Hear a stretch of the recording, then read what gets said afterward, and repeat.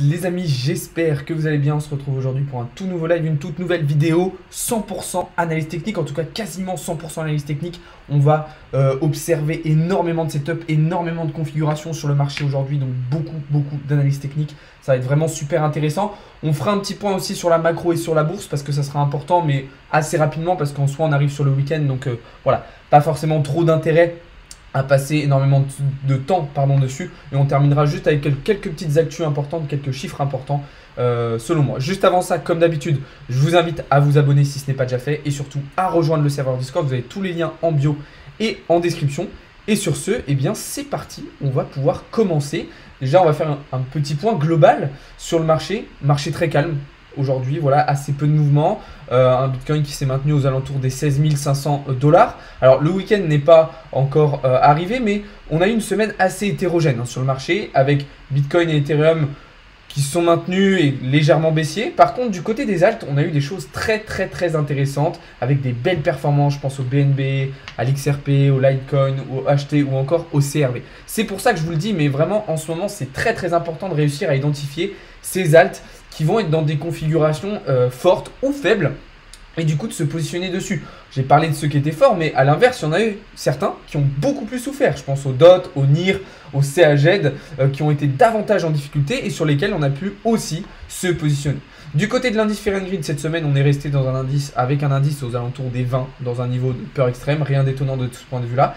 Et du côté de l'indicateur Blockchain Whisper, on voit que voilà, on est quasiment venu sur un revenu, sur un niveau d'équilibre au niveau du ratio long-short. Vous voyez 58-41, c'est remonté, enfin l'écart s'est creusé un petit peu aujourd'hui, mais globalement on était assez serré cette semaine.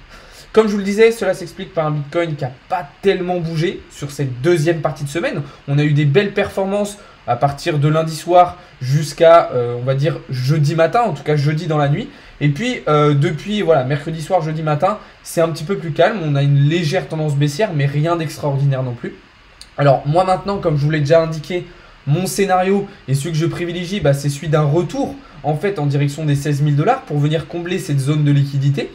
Et ensuite, aller chercher justement le gros de cette liquidité aux alentours des 17 000 $. Pour moi, c'est vraiment le scénario à privilégier sur Bitcoin. Maintenant, il va falloir qu'on ait un peu de volume parce que c'est vrai que pour le moment, il n'y en a pas tellement. Donc voilà, en tout cas une semaine qui a quand même été assez intéressante, notamment ce début de semaine sur lequel on a pu enchaîner un certain nombre de prises de position. Alors moi personnellement, j'ai plutôt pris des positions sur les alts parce que c'est vrai que je trouvais que ce mouvement ici n'était pas forcément très facile, je vais dire, à anticiper. Un marché qui n'était pas forcément très simple à lire, à appréhender. Donc je me suis plutôt concentré sur les alts. Mais voilà, pour ceux qui étaient sur Bitcoin, c'est vrai qu'il y avait des choses intéressantes à faire. Maintenant, ce qu'il va falloir surveiller, c'est ce week-end. Est-ce qu'on va rester sur un week-end très calme, ou est-ce qu'un petit peu comme le week-end dernier, on va assister à une correction un petit peu plus importante entre le dimanche et le lundi matin, où du coup on avait eu une baisse assez importante, où on était justement venu chercher un nouveau bottom en direction des 15 445 $. Voilà un petit peu pour Bitcoin. Du côté d'Ethereum, c'est un petit peu la même chose. En fait, on reste dans une configuration baissière. Alors, on est venu chercher ici des targets comme prévu en direction des 1000 $ pour venir chercher un petit peu de cette liquidité. Maintenant, un petit peu comme pour Bitcoin, je pense qu'on va avoir besoin de venir en chercher plus haut. Donc, de faire une fausse cassure de cette résistance ici pour aller piéger et chasser un maximum de stop par le haut. Donc, aux alentours, juste en dessous, en fait, les 1300 $. Et ensuite de repartir plus bas. Voilà, malgré ce qui s'est passé de cette semaine, on reste dans une configuration pour moi qui est totalement baissière et dans un scénario baissier avec pour objectif de venir chercher les 14 000 $. Donc voilà un petit peu les deux scénarios que je vais identifier pour Bitcoin et pour Ethereum dans les prochains jours. Après voilà, encore une fois, c'est pas du conseil en investissement, l'analyse technique n'est pas une science exacte. C'est pas parce que c'est le scénario que je privilégie que c'est exactement ça qui va se passer, bien évidemment. En tout cas, merci et bienvenue à tous ceux qui sont sur le live. Merci à ceux qui s'abonnent, merci à ceux qui font des subs et merci à ceux qui rejoignent le serveur Discord.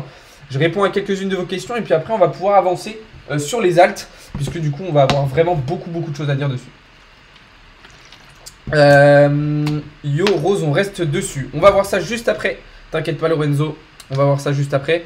Je suis nouveau dans le marché. Bienvenue à toi. Bienvenue à toi. Et n'hésite pas à t'abonner, ça pourrait faire super plaisir. Du coup, comme je vous le disais, grosse partie sur les alts aujourd'hui. Il y en a beaucoup qui sont dans des configurations très intéressantes. Alors encore une fois, je rappelle bien que ce n'est pas du conseil en investissement, ne copiez pas bêtement ce que je dis et ce que je fais dans cette vidéo ou dans ce live. Mais voilà, il y a des opportunités, il faut savoir les identifier et savoir les saisir, c'est très très important. On va commencer tout de suite par EGLD. EGLD sur lequel on est rentré en longue hier, ou même avant-hier pour certains. Une position, enfin une configuration assez intéressante pour moi. On voit qu'on est venu valider un premier pullback ici et un deuxième ce matin, enfin plutôt cette nuit. Maintenant, attention, on va avoir ici une grosse zone de liquidité qui va peut-être nous suffire pour repartir plus bas, en fonction aussi de ce que va nous faire Bitcoin. Mais on voit quand même qu'on a cassé un beau pattern de retournement et on a aussi mis en place une divergence haussière du côté du RSI. D'accord? Donc, configuration haussière pour moi sur EGLD. Maintenant, voilà, il ne faut pas hésiter à assez rapidement prendre des profits, à remonter son stop loss au prix d'entrée pour se protéger. Comme ça, voilà, on s'assure une certaine sécurité, étant donné qu'on est dans un marché assez compliqué, vaut mieux la jouer safe pour le moment. Du côté d'Algorand, comme je vous le disais, certains alts étaient dans des configurations plus compliquées. C'est pour ça que cette semaine, on est rentré en short sur Algo. Alors malheureusement, on n'est pas allé au bout de notre trade, c'est-à-dire qu'on n'est pas venu chercher toutes les targets qu'on s'était fixées, mais on est venu en chercher quelques-unes déjà. Donc ça nous a permis de prendre des profits, de remonter notre stop loss au prix d'entrée. Et malheureusement, cet après-midi, eh bien, on est revenu sur notre prix d'entrée, donc on est sorti du trade. Mais un trade qui s'est quand même bien passé, un petit peu de manque de volume, ce qui nous a empêché de venir chercher plus bas. Mais on a pu saisir cette opportunité baissière sur Algo. Du côté du CHR, cette fois-ci, on est rentré en longue ce matin. Un trade qui démarre très très bien avec un beau rebond ici sur cette zone. Alors là, ça va être un trade qui va être un petit peu plus long, qu'on risque de laisser tourner un petit peu plus longtemps, puisque l'objectif va être de revenir chercher le précédent top en direction des 12 centimes. Maintenant, voilà, il faut encore une fois pas se priver, par exemple ici sur cette zone de résistance intermédiaire, à prendre déjà un petit peu de profit, à remonter son stop loss au prix d'entrée et à jouer la sécurité. Surtout quand c'est des prises de position qui restent ouvertes un peu plus longtemps. Hein, je vous le dis, privilégiez surtout si vous êtes... si vous n'avez pas forcément beaucoup de capitaux et vous n'avez pas encore trop de facilité, des trades un peu plus courts pour éviter d'être exposé trop longtemps sur le marché et du coup de faire face à des vagues de liquidité qui peuvent être très très pièges. Du côté du CRV, alors là cette fois-ci on n'est pas encore rentré en position, mais ça ne saurait tarder. Je vais tout simplement attendre que le CRV revienne ici tester bien déjà le précédent top et pourquoi pas venir s'appuyer sur cette trendline qui est en train de se mettre en place, qui serait pour moi un bon point de retournement. Alors attention, peut-être que ce retournement il se fera un petit peu plus haut. D'accord? C'est pour ça que j'ai joué avec un stop loss assez large sur cette position. Parce qu'on voit qu'on a un plat SSB qui joue un petit peu plus haut. Qui pourrait vraiment lui faire office de résistance. Donc là, une position qui va être un petit peu... où pour le moment il faut rester un petit peu en observation. Et c'est encore une fois pour ça que j'ai laissé un stop loss un peu plus large.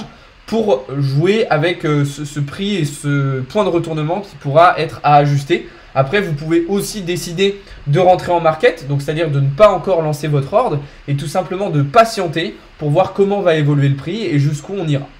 Et l'objectif, ensuite, ça sera deux targets. Une première ici sur un autre plat SSB qui jaune.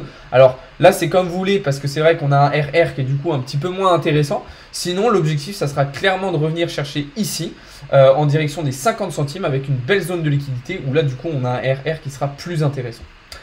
J'enchaîne avec le Zen. Là aussi, on n'est pas encore rentré en position. Je vais attendre que le Zen vienne rebondir ici sur cette zone. Alors, on voit aussi que ça arrive sur un niveau de Fibonacci qui va être assez important à surveiller selon moi. Vous voyez ici le niveau 0,618. Donc là encore, plutôt de l'observation. Soit vous pouvez décider de placer votre ordre en limite. Ou alors, si vous voulez jouer un petit peu plus avec la sécurité, bah ça va être de rester en observation et de rentrer en market si le rebond se fait. Puisque là aussi, c'est possible qu'on vienne chercher un petit peu plus bas et qu'on vienne chercher un rebond en dessous sur par exemple le niveau 0,786. Donc voilà, là encore, c'est en fonction de comment vous voulez gérer votre risque, comment vous voulez vous exposer sur le marché et ce que vous préférez faire. Mais voilà, là aussi une opportunité qui sera intéressante. J'enchaîne avec le LRC. Alors là, le LRC, c'est une position que je vous ai partagée hier. Malheureusement, on n'est pas encore rentré. J'attends encore et encore une cassure, un reclaim en fait de cette résistance qui n'a pas eu lieu pour le moment. Donc tant qu'on n'a pas clairement reclaim, pardon, je fais que de postillonner. Ce niveau de résistance, pour moi, on ne rentre pas en position, c'est beaucoup trop risqué, parce qu'on a quand même une résistance assez importante au-dessus de nous, qui pour le moment nous cause du tort. Par contre, à partir du moment où on viendra casser cette résistance, on voit qu'on a beaucoup de liquidité à venir chercher au-dessus de nous, d'accord? Donc ça peut être très intéressant. Là, vous voyez, j'ai mis mon TP final tout là-haut, mais évidemment qu'il y aura des prises de profit intermédiaires à venir chercher entre-temps. Parce que là, vraiment, ça risque d'être un mouvement assez explosif. Si on arrive à reclaim, on pourrait aller très très rapidement chercher ici, le haut de cette zone de liquidité. Donc là, vraiment, un token à surveiller, c'est vraiment le LRC. Je m'attendais à ce qu'il y ait un peu plus de mouvement dès cette semaine. On voit qu'on est venu en chercher un petit peu, mais de manière très très légère. Une position là aussi sur laquelle on est toujours en attente, c'est le APT en H4. Alors la cassure a été faite, maintenant je vais attendre qu'elle se valide concrètement puisqu'on voit qu'on a ici la Tenkan qui semble un petit peu nous rejeter. Donc je vais attendre une nouvelle clôture H4 pour confirmer ce mouvement de cassure. Et pourquoi pas aussi attendre la confirmation de la Chikuspan qui, si elle aussi venait casser cette droite de tendance, serait un signal haussier très intéressant. On voit qu'elle a déjà transpercé le prix, qu'elle s'apprête à transpercer le nuage. Donc je suis plutôt confiant sur cette prise de position, mais je vais jouer la sécurité et je vais m'accorder encore un petit peu de patience pour éviter de prendre trop de risques. On va terminer quasiment avec ENS. Là aussi, j'attends un retour un petit peu plus bas au niveau de la droite de tendance sur laquelle on devrait venir s'appuyer. On voit qu'on a aussi le nuage d'Ishimoku qui va être important, ainsi que le niveau 0,382 de Fibonacci. Donc là, encore un trade sur lequel on reste en observation. Mais clairement, le scénario, un petit peu comme Bitcoin, ça va être celui-ci. Donc vous voyez que sur l'ensemble de mes prises de position, sur les alts, on reste quand même dans des configurations un petit peu corrélées au Bitcoin. Alors pas sur toutes, mais pour une partie. Donc il va falloir rester attentif et encore une fois, gérez bien votre risque. Faites très très attention voilà, à vos prises de position. Et puis je rappelle bien que tout ça, c'est pas du conseil en investissement. Je vais terminer avec le rose, un trade que je vous avais partagé début de semaine. D'accord, alors là c'était un trade vraiment en swing puisqu'on est rentré sur du daily. Un trade qui a très bien démarré les premiers jours de la semaine et puis là qui retrace un petit peu. Là clairement, moi je m'attendais à un mouvement beaucoup plus explosif.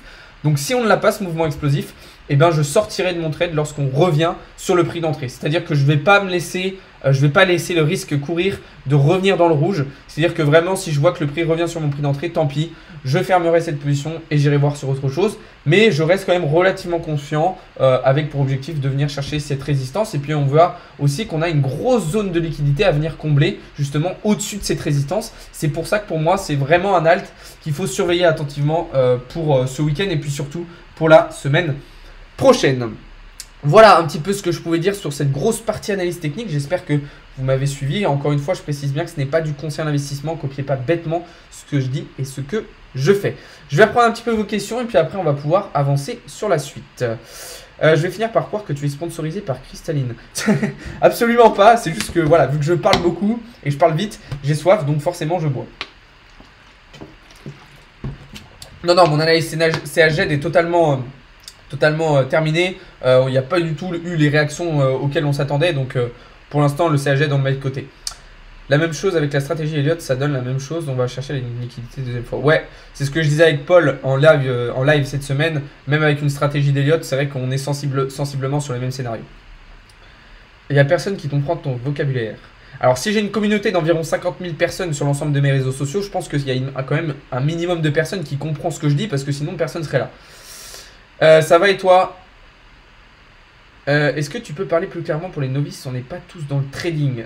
Alors qu'est-ce que tu veux savoir Karim exactement? À moins que ce soit un live pour les initiés déjà. Dommage, je vais quitter ton live, je comprends rien. Mince, désolé, j'avais pas vu tes messages avant. J'arrive pas à créer un compte futur Binance. Alors, créer un compte Binance, c'est très simple. Et à partir du moment où tu crées ton compte Binance, ton compte futur est automatiquement créé entre guillemets. C'est-à-dire que c'est pas un compte séparé à Binance, c'est un sous-compte en fait dans Binance. Maintenant, si t'es en France, de toute façon, ça sert à rien parce qu'on ne peut plus trader en futur. Tu bloques où? Comment ça? Quel conseil me donnerais-tu pour tracer mes trendlines? Tu prends les points hauts, tous les points les plus hauts, tous les points les plus bas, tu les relis entre eux et il faut qu'il y ait au moins 3 points de contact. Matic se comporte bien. Oui, Matic toujours très intéressant à surveiller. Hein. Que penses-tu de Ripple? Pour moi, Ripple est totalement dépassé et je ne crois plus en ce projet. Les vagues d'Elliott, c'est non. Personnellement, je ne les utilise pas, mais je reconnais que dans certaines situations, ça peut être intéressant. Tu fais du scalping? Oui. Tous les après-midi, pour les membres VIP sur le Discord, il y a des live scalping. D'ailleurs, cet après-midi, on n'était vraiment pas nombreux. D'ailleurs, je vous invite à rejoindre le serveur Discord. Hein, c'est vraiment là-bas que tout se passe. Donc, vous avez le lien en bio et en description. N'hésitez pas à rejoindre les amis. Voilà, on va faire un petit point rapidement sur la macro et sur la bourse. Même si, voilà, on va aller assez vite parce que c'est le week-end. Donc, pas forcément trop d'intérêt de passer du temps dessus. Juste pour faire le point, quelques petites positions qui ont été prises cette semaine qui ont été assez intéressantes. On a eu du coup un long qui avait, alors la semaine dernière sur l'euro USD qui s'était très bien passé. Et aujourd'hui on est rentré en short sur l'euro USD. Alors déjà une prise de profit intéressante à venir chercher. Là attention, ok, on se redirige vers le prix d'entrée, mais un trade qui globalement se passe plutôt bien. Donc là c'est un trade que je vous avais partagé dans le Discord. Globalement on voit que le dollar fluctue assez calmement cette semaine. Et voilà, il n'y a pas eu de gros mouvements. Il a oscillé, mais vous voyez une semaine sur le DXY qui a été assez calme. Du côté du S&P 500 et Nasdaq, même chose, ok, assez peu de mouvements, hein, c'est quelque chose de symptomatique sur l'ensemble des marchés. Alors la petite chose à noter, c'est quand même un S&P 500 qui a plutôt bien performé contrairement au Nasdaq. Ok, donc ça c'est assez intéressant, mais voilà, on voit que le Bitcoin ne s'en est pas forcément servi, donc pas forcément si intéressant que ça pour nous, mais c'est quand même important de le noter. Et sinon le gold, eh ben, ça se passe toujours bien. Je vous rappelle qu'on est rentré en long sur le gold. Donc voilà, un petit retracement qui s'est effectué, vraiment très léger, hein, avec quelques bougies. Et puis là, on va probablement prolonger notre prise de position pour venir chercher de la liquidité en direction des 1860 $. Sinon, une semaine relativement calme, hein, d'un point de vue macro, assez peu d'actualité, juste avec le FOMC. Je vous ai fait le point hier en vidéo et dans le Discord. Mais sinon, voilà, une semaine plutôt calme. Je vous expliquerai ce week-end ce à quoi on peut s'attendre pour la suite de la semaine. En actu importante, il y a quelques petites choses assez cool à noter. Déjà ici, vous voyez une image qui va être très marquante puisque vous avez sous les yeux tout simplement le premier salon de la blockchain au ministère de l'Intérieur en France. Donc c'est assez significatif, voilà, ça montre quand même que les technologies blockchain, le Web3 rentrent vraiment dans les discussions et les échanges quotidiens dans les différents gouvernements mais aussi dans les différentes institutions, qu'elles soient monétaires ou pas. Donc ça c'est une première chose déjà importante à noter. La deuxième du côté de Binance, c'est tout simplement le numéro 1 qui vient de publier son Proof of Reserve, hein. Vous savez, avec ce qui s'est passé sur FTX, Binance a encouragé la plupart des exchanges centralisés à publier en fait leurs preuves de réserve. Donc on découvre dans cette publication que Binance possède 582 000 bitcoins, soit un ratio de 101% par rapport à la balance client. Pardon. Donc voilà, donc pour l'instant on ne sait que ça. Après Binance va évidemment ajouter les autres tokens qu'ils ont. Donc voilà, et dernière petite actu, là pour ceux que ça intéresse, du coup c'est sur BlackRock. On a eu leurs différentes sources de revenus, donc je trouvais ça assez intéressant. Voilà, c'est assez complexe, tout le monde ne sait pas forcément qui est BlackRock, ce que c'est BlackRock.